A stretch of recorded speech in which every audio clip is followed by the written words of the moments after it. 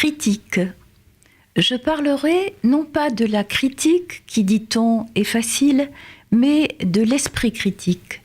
Ce que le XVIIIe siècle nous a légué de plus beau, de plus tonique, c'est l'acuité de son esprit critique, celui que l'on veut si souvent faire taire ou domestiquer.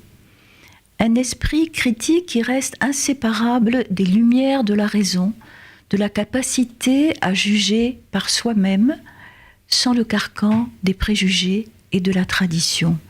S'il y a tant de gaieté et d'optimisme dans les textes d'un Diderot, d'un Montesquieu, c'est qu'ils ont conscience de délivrer leurs contemporains d'un carcan de croyances et de préjugés reposant sur la seule règle de l'autorité.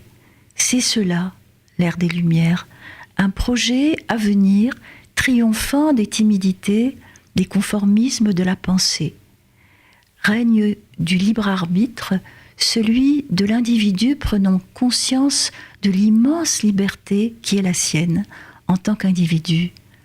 Je crois que l'allégresse des philosophes vient de ceux qu'ils se sont exercés à construire, à façonner à la fois un mode de pensée et une société qui prenne la mesure de la liberté.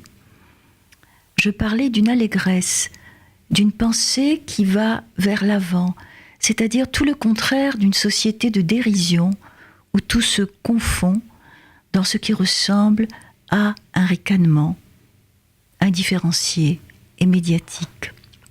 Mais il faut rappeler que cet esprit critique concerne aussi la remise en question des privilèges exorbitants des puissants d'hier et d'aujourd'hui, leur arrogance, leur certitude que tout leur est permis, comme par exemple de confondre les caisses de l'État et le compte en banque de leurs femmes, d'y puiser sans retenue, sans vergogne, puis de s'offusquer avec morgue qu'on puisse critiquer et juger ces pratiques, faisant semblant de confondre critique, jugement, justice et complot.